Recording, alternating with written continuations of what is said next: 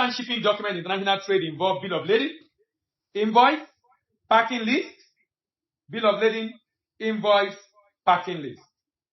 Bill of lading, that is the most important document in international trade, is called a transport document. Bill of lading is a transport document. Bill of lading is a transport document.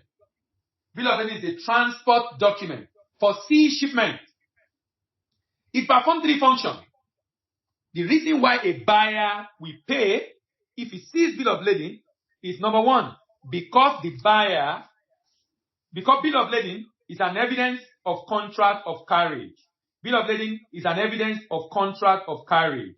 When a buyer sees a bill of lading, it's an evidence that shipping line has given undertaking to deliver the goods to destination. It's an undertaking of the shipping line. It's an evidence of undertaking of the shipping line to deliver the goods. That's why the importer can pay the exporter before he receives the goods. It's an evidence of receipt of goods. A shipping line will never issue a bill of lading if the good is not in his custody. In fact, the good must be loaded on board, ready for shipment. It's an evidence of receipt of goods by the shipping line. And lastly, it's an evidence of title to the goods. That means this bill of lading is an evidence that if the importer takes it to the shipping line, they will release the goods to the importer. If the importer takes it to the shipping line, there is an evidence of title to the goods. This is what makes it possible for you to trade a good in transit. You can sell good that is in transit using this document. Because if I give the document to another company, stamp and sign and put their name on it, if they show up with the shipping line will give them the good. Because it's an evidence of being entitled to collect the goods. It's an evidence of being entitled to collect the goods. Bill of lading can be of different types. There is multimodal bill of lading. There is charter party bill of lading. There is order bill of lading. There is trade bill of lading. Non-negotiable bill of lading. Remember, bill of lading is a document of title to the goods. But there is a type of bill of lading that does not give title to the goods. And that bill of lading is called non-negotiable bill of lading. That bill of lading is called non-negotiable bill of lading.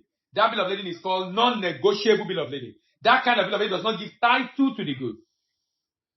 It's called non-negotiable. Then there's a charter party bill of lading. When I charter a whole vessel, and the vessel have only my goods on it, I control all the details of the goods, all the goods on one vessel. That is called charter party bill of lading.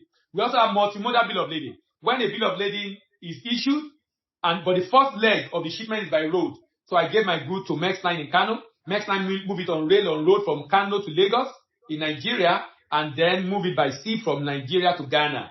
The shipping line will give me a multimodal bill of lading. Then we have commercial invoice. Commercial invoice is a very important document because it helps the seller to confirm that the good has been delivered as contracted and therefore has the right to claim payment, provided that all the information, payment term, and commodity description related to the transaction have been met. Three major functions of an invoice. Number one, it is the bill provided by the seller to the buyer describing the goods and for payment to be made. Number two, it is the primary document used by custom to calculate tax, duty, payment. To calculate tax, duty, payment. To calculate tax, duty, payment. Number three, that can be used for, it is also a document that can be used for calculation of the insurance payable. The insurance amount payable for insurance is a document that can be used for calculation of the amount payable for insurance. So a pro forma invoice is an invoice issued ahead of shipment. But after I have shipped, the invoice I issue afterward is called commercial invoice.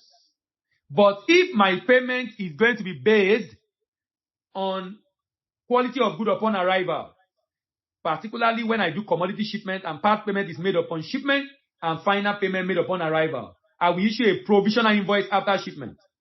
Provisional because it is subject to change. So when I issue a provisional invoice after shipment, upon arrival when the quality is confirmed at destination, based on the quality and quantity, I can issue my final invoice or commercial invoice. Packing list. Packing list.